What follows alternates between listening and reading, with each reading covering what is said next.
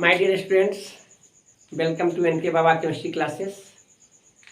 आज हम आप लोगों से बहुत खुश हूँ कि हमने हर घर शिक्षा अभियान में के द्वारा जो प्रत्येक घर को शिक्षित करने का हमने जो प्रयास कर रहा हूँ उसमें आप लोगों का पूरा सहयोग किया है।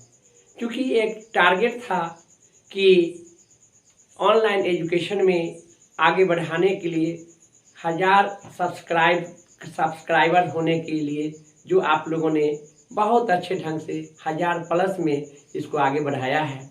हम ऐसा हमेशा प्रयास रहेगा कि मैं हमेशा आप लोगों को अच्छे से अच्छे शिक्षा दे करके हर घर को शिक्षित करें। लेकिन आप लोगों ने जो हमको लायक समझा है, इसके लिए मैं तहे दिल से आप सभी लोगों को धन्यवाद देना चाहता हूं कि आप लोगों ने आप लोगों ने जो हर घर शिक्षा अभियान को आगे बढ़ाने का अग्रसर प्रयास किया है।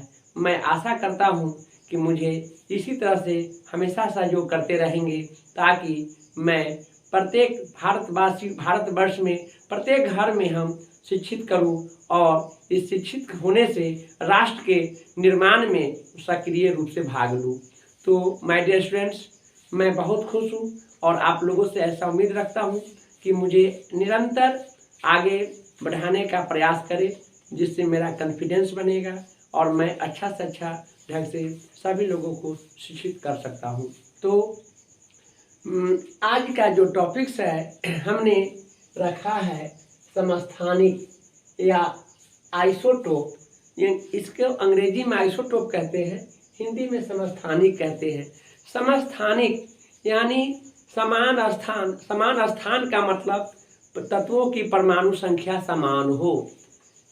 तो ऐसे तत्व जिनके परमाणु संख्या समान होते हैं किंतु परमाणु द्रव्यमान भिन्न भिन्न होते हैं, तो उस तरह के तत्वों को समस्थानिक कहा जाता है। कुछ ऐसे एग्जाम्पल्स हैं जिसमें तत्वों के परमाणु द्रव्यमान भिन्न भिन्न पाए गए हैं, एक्सपेरिमेंट के द्वारा देखा गया है। जैसे हाइड्रोजन की बात करूं तो हाइड्रोजन के समस्थानिक 1, 2 और 3 होते हैं।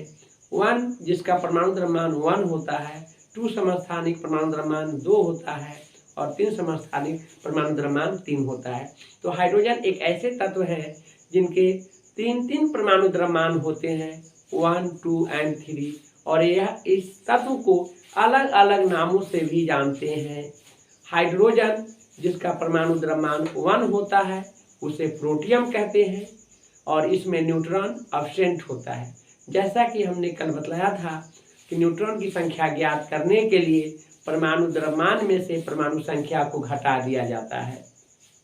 तो प्रोटियम के परमाणु संख्या 1 है, परमाणु द्रव्यमान 1 है, तो 1 - 1 0 होगा। और हाइड्रोजन ही एक ऐसे तत्व है जिनमें 0 न्यूट्रॉन होता है। इसी कारण से वह सबसे हल्की तत्व है। ब्रह्मांड में सबसे हल्की तत्व की बात किया जाए तो हाइड्रोजन है, जो सूर्य के नाभिकीय संलयन में भाग लेता है, जिससे विशाल मात्रा में ऊर्जा मुक्त होता है। उस ऊर्जा को सौर ऊर्जा के नाम से जानते हैं। वह ऊर्जा प्रकाश ऊर्जा पृथ्वी तक आता है और उस पृथ्वी पर प्रकाश जो ऊर्जा होते हैं वह पौधों द्वारा रासायनिक ऊर्जा में परिवर्तित करके जंतुओं को भोजन के रूप में प्रदान करता है, रासायनिक ऊर्जा के रूप में प्रदान करता है। कल्पना कीजिए कि हाइड्रोजन नहीं रहता यानी प्रोटियम नहीं रहता तो सूर्य नहीं होते, सूर्य नहीं रहते तो सूर्य के जो निकटतम ग्रह पृथ्वी है वह नहीं होता, और वह नहीं होता तो यहाँ जीवन नहीं होता, दुनिया ही नहीं रहता, हम लोग भी नहीं रहते। तो ये काफ़ी ही यह एक अच्छा मतलब और कॉन्फिडेंस की बात करूँ तो काफ़ी अच्छा एक यह है जो सोचने की बात है कि यह सब कुछ जो है वह हाइड्रोजन है, उस हाइड्रोजन में प्रोटियम है। इसलिए इसे हल्की हाइड्रोजन के नाम से जानते हैं। नेक्स्ट हाइड्रोजन जो है जिसको भारी हाइड्रोजन के नाम से जानते हैं, वह हाइड्रोजन जिसका परमाणु द्रव्यमान 2 है। यह प्रकृति में बहुत बहुत कम पाया जाता है। इसकी परसेंटेज बहुत कम है, इसका बहुत कम यूज है। साथ ही साथ हम यह देखेंगे कि इसका परमाणु द्रव्यमान 2 होने के कारण इसमें न्यूट्रॉन की संख्या 1 होता है, इसलिए इसे भारी हाइड्रोजन, हैवी हाइड्रोजन के नाम से जानते हैं। थर्ड, जो हाइड्रोजन के आइसोटोप होते हैं जिसके परमाणु द्रव्यमान 3 होता है, वह उसे रेडियो सक्रिय हाइड्रोजन कहते हैं। इसमें 2 न्यूट्रॉन होते हैं। चूँकि न्यूट्रॉन बराबर परमाणु द्रव्यमान माइनस परमाणु द्रव्यमान 3 और परमाणु संख्या 1 होने के कारण 3 में से 1 घटा देते हैं तो उसका न्यूट्रॉन 2 हो जाता है। तो रेडियो सक्रिय हाइड्रोजन इसलिए कहा जाता है कि किसी भी परमाणु में प्रोटॉन और न्यूट्रॉन का अनुपात 1:1 रहे या दोनों का रेशियो 1.5 से ज़्यादा हो जाता है तो वह जो है आपको रेडियो सक्रिय होता है। जो हाइड्रोजन है यूनिक है और यह नेचर में ट्रिटियम जो होते हैं बहुत बहुत कम पाया जाता है, यानी इसका बहुत कम पाया जाता है। तो आप यह जानेंगे कि हाइड्रोजन जो आइसोटोप का एग्जाम्पल से बहुत बहुत इम्पोर्टेंट है। एग्जामिनेशन पॉइंट ऑफ व्यू से हमने यहाँ पर लिखा भी है कि 1:1 जिसे P11 कहते हैं, 1 को P से प्रोटियम होता है, यह हल्की हाइड्रोजन होता है। इसमें न्यूट्रॉन जो होते हैं 0 होता है, N = atomic mass minus atomic number, 1 - 1 0 हो जाता है। फिर ड्यूटेरियम की बात करूँ, ड्यूटेरियम तो यहाँ पर देखते हैं परमाणु द्रव्यमान 2 होता है या D से रिप्रेजेंट करते हैं, इसे ड्यूटेरियम कहते हैं। इसे भारी हाइड्रोजन के नाम से जानते हैं। इसमें न्यूट्रॉन बराबर 2 घटाव 1, परमाणु द्रव्यमान 2, परमाणु संख्या 1 है, 2 में से 1 घटा देंगे 1 होता है, इसलिए इसे भारी हाइड्रोजन के नाम से जानते हैं। तीसरी बात, इसका हाइड्रोजन का जो समस्थानिक है वह 3 है, इसे ट्रिटियम कहते हैं, T से रिप्रेजेंट करते हैं, एटॉमिक नंबर 1, एटॉमिक मास 3, और इसे रेडियो सक्रिय हाइड्रोजन कहते हैं। जैसा कि हमने बताया न्यूट्रॉन और प्रोटॉन का जो रेशियो होता है वो बहुत बड़ा हो जाता है, जिस कारण न्यूक्लियस जो होते हैं वो न्यूक्लियस ब्रेक डाउन कर जाता है, जिससे रेडिएशन होता है। तो यहाँ पर आप जानेंगे कि रेडियो सक्रिय हाइड्रोजन में न्यूट्रॉन 3 में से 1 घट जाएगा, 2 होगा। बहुत सारे एग्जाम्पल्स इसके हैं। कार्बन है, कार्बन के 3 आइसोटोप्स होते हैं, नाइट्रोजन के 2 आइसोटोप्स होते हैं, ऑक्सीजन के आइसोटोप्स होते हैं, क्लोरीन के होते हैं, आयोडीन के होते हैं। तो तमाम है, कहाँ तक इसकी चर्चा किया जाए, लेकिन इसकी इम्पोर्टेंट बातें जो हाइड्रोजन की बात हमने किया यहाँ पर रखे हैं, आप लोग इसे बढ़िया से पढ़ेंगे। और जैसा कि आप लोग जानते भी होंगे इसका स्टडी 10th 9th में ही किया जाता है और 11th का है, इस पर थोड़ा सा ध्यान देने की जरूरत है।